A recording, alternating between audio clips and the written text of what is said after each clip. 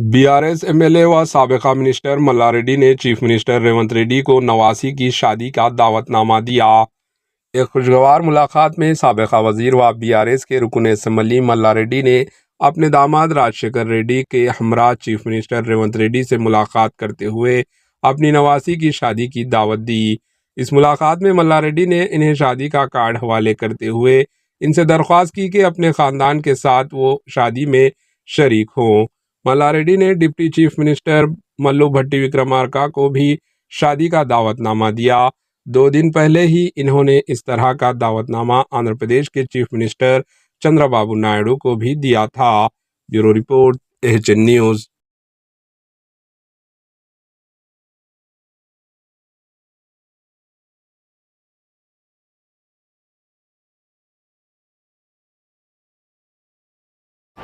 HN news को like करें, share करें और सब्सक्राइब करना ना भूलें।